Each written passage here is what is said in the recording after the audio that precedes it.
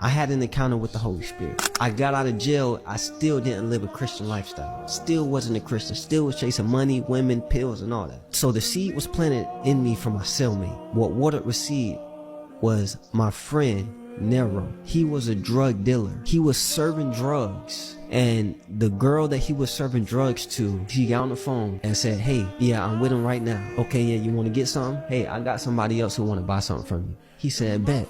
Bring him through. She get out the car, somebody come and shoot his car up, and he's shot. After he gets shot, he drive off to the nearest house to go get help. He get on the phone with his mom and said, Mom, I'm dying, I just got shot. I heard the phone call. I got to listen to the phone recording. She said, you better call on Jesus, call on Jesus, call on Jesus. She lost her son to the streets already. He lost a brother to the streets already. Call on Jesus. This dude is a drug dealer, bruh. He wasn't a holy man. He wasn't a righteous man. He was a womanizer. A hoe serving drugs to people that don't help people. He tried to walk to the nearest house. After he get out of his car, so much blood on the scene. He get on his knees. He couldn't walk no more. He said, Jesus, forgive the shooter and forgive me for my sins. When they got to him, he was pronounced dead. There was no life in his body.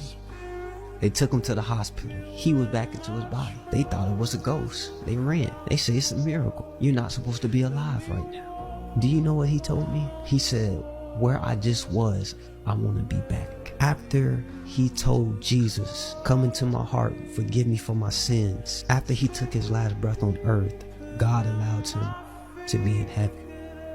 And he was sharing with me everything that he saw in the spiritual realm. This life here is temporary. Have you ever thought to yourself, why do I die? You ever thought to yourself? As a kid, dog, I'm like, why do I have to die? It's not fair for me to experience joy with my friends and family and then I forget. It's not fair that I experience this life and then what? I just vanish? It's no more John? I'm just gone? That's not fair. As a kid, I thought that. Well, you know what? That's because it's some truth to it. We don't just vanish. We was never supposed to die. Sin brought death. When you go out there and you see a tree with no leaves, that's death. That wasn't like that before sin came. When you go out there and see the grass rotten and all the brown in the grass, that's death. That was never in the world. When my friend got shot and died, he continued living. But the only reason why he continued to live is because he said, Jesus, forgive me for my sins. Before he took his last breath, he got to live. When your spirit leave your body, you're going to be dead or alive. Death is separated from your creator. He got to be united with his creator because he said, Jesus, forgive me for my sins. What he was doing on this earth was wrong.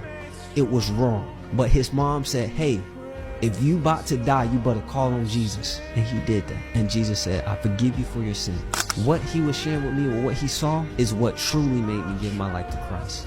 Even after I had my own encounter. Because I said, one day I'm going to take my last breath. And if I'm going to take my last breath, then I need to make sure that I'm going to continue living. Because my brother, my friend who I actually know, played ball with, hoop with, at his house with, who I witnessed, now shot, pronounced dead, heard the voice recording, said he'd rather be back where he was than to be here on his earth with his wife and kids. I believe that.